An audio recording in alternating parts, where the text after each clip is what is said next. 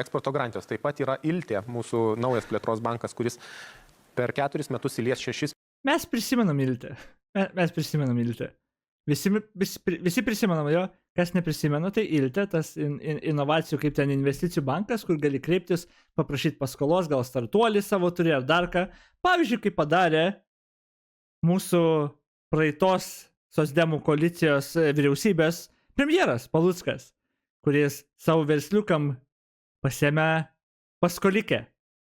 Negalėjo to padaryti, tai buvo spraga ir tragiškos taisyklės, bet jis pasinaudojo tam spragom ir tragiškom taisyklėm ir pasėmė savo naudą. Paskolikę tokią, žinai. Tada, aišku, jis duhino žurnalistus, kurie tai paviešino, vadino jos ten OnlyFans ir panašiai.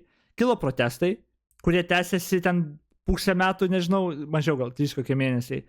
Tai laužėsi, paskui, kai jau prasidėjo kratos, čia tų protestų jau pabaigoje ten ir tyrimų dar daugiau ėjo, kai prasidėjo kratos pas jo brolį ir panašiai ten. Ne visai dėl šito, bet tada jis jau atsistatydino. Bet jo, jis pamatė spragą, kuri vietoj to, kad užtaisyti, mūsų premjeras, socdemų pasiūlytas premjeras, socdemų vyriausybės, purvinos, nusprendė jo, kad aš pasinaudosiu tą spragą. Ir tada reikia laukti tyrimo, sakė, bet mes sulaukėm tyrimo. Iltė iškart pasisakė, atliko tyrimą, kad jie pažeidimo nepadarė, jie atliko viską pagal taisyklės, bet tos taisyklės buvo tragiškos. Ir mes turim taisyklės pakeisti.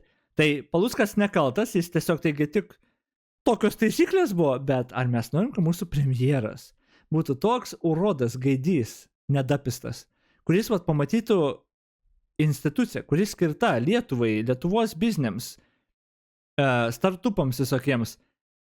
Ir mato, kad, taisyklės yra tragiškas iš tikrųjų. Ir jis tada sukuria situaciją, kad galėtų tom tragiškom taisyklėm pasinaudoti ir gauti babkių savo versliukam.